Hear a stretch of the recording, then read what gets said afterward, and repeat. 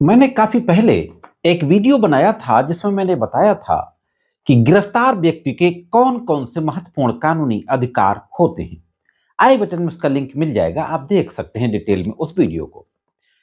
साथियों, गिरफ्तार व्यक्ति के जो महत्वपूर्ण अधिकार होते हैं, उनमें से एक बहुत ही महत्वपूर्ण अधिकार होता है गिरफ्तारी के समय गिरफ्तारी के कारणों और आधारों की जानकारी देना। हाँ दोस्तों, ग्राउंड्स ऑफ द अरेस्ट और रीजन ऑफ द अरेस्ट की जानकारी देना। और यह अधिकार कोई मामूली अधिकार नहीं है, सिर्फ लीगल राइट नहीं है, बल्कि ये संविधान के अंतर्गत जो हमें मौलिक अधिकार प्रदत्त किए गए हैं, उनमें से एक महत्वपूर्ण अधिकार है।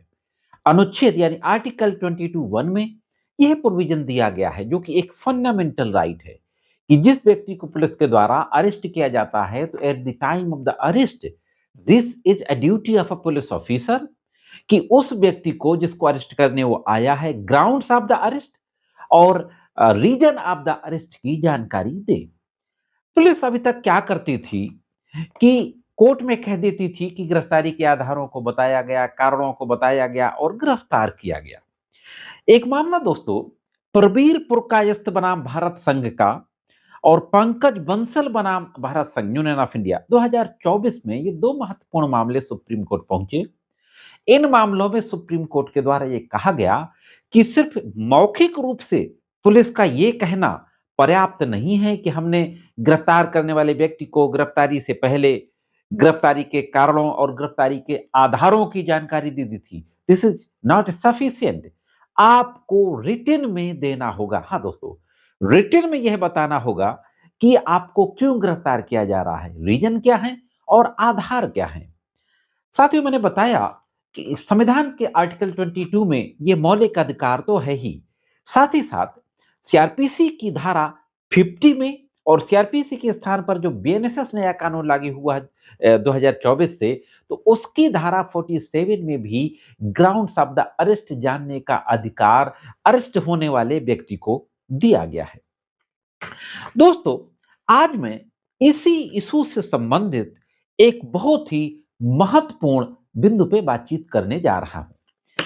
अभी कुछ फैसले मेरी नजर में आए, मैं यहाँ पे कुछ महत्वपूर्ण फैसलों की बात आपके सामने करूंगा।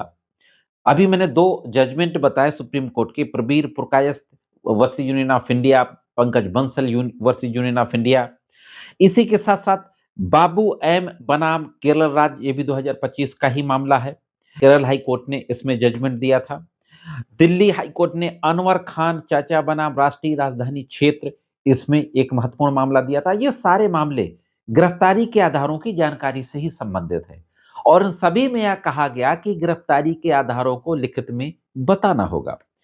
एक और मामला अब की भारत कल्याणी बनाम state of Maharashtra, Mumbai high court का मामला था। इस सवाल पर दंड प्रक्रिया संहिता की धारा 50 के तहत विस्तार पूर्वक जांच की बात भी कही गई। साथियों, अभी हाल ही में एक और मामला सुप्रीम कोर्ट पहुंचता है, मिहिर राजेश शाह बनाम स्टेट ऑफ महाराष्ट्र, और अभी 6 नवंबर को इसमें सुप्रीम कोर्ट की एक बेंच के द्वारा आदेश पारित किया गया। मैंने जो पहले जजमेंट्स बताए उन सब में एक बात कही गई थी और इसके बाद इन फैसलों के बेसिस पर डिफरेंट हाई कोर्ट के द्वारा भी इस तरीके के जजमेंट पारित किए जा रहे थे। मेरे भी कई केसेस में जब हमने रिमांड को चैलेंज किया हाई कोर्ट में कि ये रिमांड इलीगल है, गिरफ्तारी के आधारों की जानकारी गिरफ्तारी के समय नहीं दी गई, तो मुलजिम को जमानत पे छोड़ा गया। कुछ में इंटरिम बेल पे भी, इंटरिम रिलीफ देते हुए भी मुलजिम को छोड़ दिया गया, ये मानते हुए कि गिरफ्तारी के वाकई आधार नहीं बताए गए। लेकिन जो कॉमन बात थी, सारे हाई कोर्ट्स के द्वारा ये कहा गया कि पुलिस की गिरफ्तारी को अवैध माना गया और मुलजिम को रिहा करने का आदेश तो दिया गया।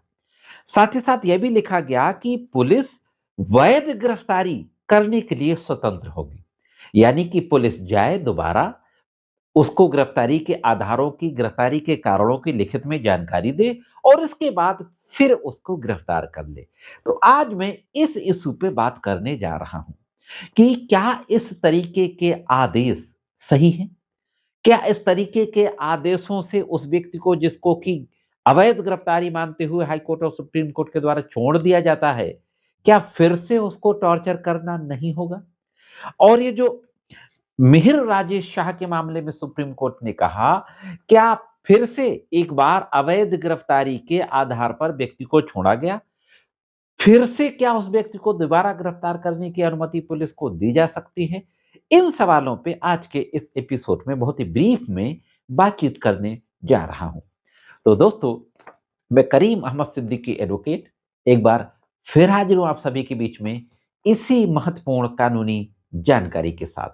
तो जोड़े रहे आखिर तक, देखते हैं कि इस संबंध में आगे क्या है।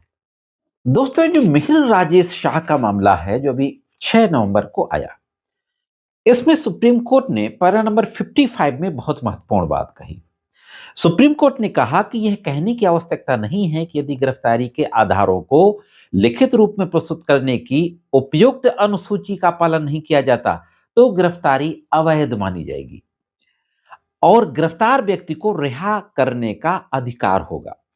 ऐसी रिहाई पर यदि आवश्यक हो तो रिमांड या हिरासत के लिए आवेदन उसके कारणों और आवश्यकता के साथ गिरफ्तारी के आधारों को लिखित रूप में प्रस्तुत करने के बाद उपयुक्त निर्धारित अनुसूची के भीतर प्रस्तुत न करने का स्पष्टीकरण देते हुए प्रस्तुत किया जाएगा। कहने का मतलब ये हुआ कि सुप्रीम कोर्ट ने यह तो कहा कि गिरफ्तारी की जानकारी, आधारों की जानकारी नहीं दी गई तो उस व्यक्ति को रिहा होने का अधिकार है। साथ में यह भी कह दिया कि ऐसी रिहाई पर यदि आवश्यक हो तो रिमांड और हिरासत के लिए, यानी अगर पुलिस उस व्यक्ति को दोबारा रिमांड में लेना चाहती है, दोबारा हिरासत में लेना चाहती है, तो एक एप्लीकेशन देगी और उस एप्लीकेशन में इस बात का स्पष्टीकरण देगी कि गिरफ्तारी के कारणों को, गिरफ्तारी के आधारों को हमने क्यों नहीं बताया, और एप्लीकेशन के साथ गिरफ्तारी के कारण और आधार को भी बताएगी। और ऐसा आवेदन जब प्रस्तुत होगा मजिस्ट्रेट के सामने तो magistrate principle of natural justice का पालन करते हुए जल्दी से जल्दी 1 सप्ताह के भीतर उसमें निर्णय लेंगे। दोस्तों, जहां तक प्रिंसिपल ऑफ नेचुरल जस्टिस आ गया, मैं ये समझता हूं कि यहां पर यह रोक दिया गया कि अगर एक बार गिरफ्तारी अवैध हो गई है तो फिर दोबारा उस व्यक्ति को गिरफ्तार करने की इजाजत ना दी जाए। हालांकि यह अपना मेरा इंटरप्रिटेशन है। तो यह बात जब कही सुप्रीम कोर्ट ने मिहिर राजेश के मामले में, तो यह माना जा रहा है कि जो इस तरीके के फैसले डिफरेंट हाई कोर्ट्स के द्वारा किए जा रहे हैं कि अवैध गिरफ्तारी तो हमने आपकी मान ली, मुलजिम को रिहा करने का आदेश भी दे दिया, लेकिन आप फिर से स्वतंत्र हैं दोबारा गिरफ्तार करने के लिए। इस संबंध में दोस्तों मेरा मानना है, एक तो प्रैक्टिकल इशू ये है कि जब तक यह ऑर्डर होगा हाई कोर्ट सुप्रीम कोर्ट से, तब तक चार्जशीट कोर्ट पहुंच जाएगी, विवेचना समाप्त हो जाएगी। अब अगर दोबारा पुलिस गिरफ्तार करना चाहती है तो फर्दर इन्वेस्टिगेशन का ऑर्डर ले, पुलिस के सीनियर ऑफिसर्स से ले और या तो कोर्ट से ले, फर्दर इन्वेस्टिगेशन का ऑर्डर लेगी, बहुत कुछ काम पुलिस का बढ़ जाएगा। दूसरा, अगर इस तरीके से किया जाता है तो यह निश्चित रूप से पुलिस के गलत काम को बढ़ावा देना होगा। पुलिस को अपनी अपनी ही गैर कानूनी कार्रवाई के बाद दोबारा गिरफ्तारी करने की अनुमति देना आधिकारिक लापरवाही को पुरस्कृत करना होगा। हाँ दोस्तों, जिसको सुप्रीम कोर्ट हाई कोर्ट ने लापरवाही माना उसको दोबारा परमिशन देना, उनको एक इनाम देना होगा। ये प्रक्रियात्मक चूक को ठीक करने के बाद की गई दूसरी गिरफ्तारी जांच एजेंसी को रिमांड अवधि के भीतर निर्धारित करने और अपनी ही चूक से लिए हिरासत की नई अवधि प्रदान करने का सक्षम बनाएगी। यानी पुलिस ने जो गलतियां की थी उस गलती को सुधार के दोबारा फिर से हिरासत में पुलिस ले सकती है। और इस तरीके का जो मामला होगा ये आर्टिकल 21 के तहत कानून के शासन पर एक प्रहार होगा। दोस्तों, आर्टिकल 21 पर्सनल लिबर्टी की बात करता है। इस तरीके के जो आदेश आते हैं, मैं समझता हूं कि यह आदेश आर्टिकल 21 के खिलाफ हैं दोस्तों। तो साथियों, यह अपनी मेरी राय थी और अगर आप में से कोई मामला ऐसा है आप लोगों का जिसको पुलिस ने किसी व्यक्ति को, मिलने वाले को, रिश्तेदार को, दोस्त को बिना आधार बताए, बिना कारण बताए गिरफ्तार कर लिया है, तो जो फैसले मैंने बताए उन सारे फैसलों का आप हवाला देते हुए हाई कोर्ट, सुप्रीम कोर्ट में गिरफ्तारी को चैलेंज कर सकते हैं।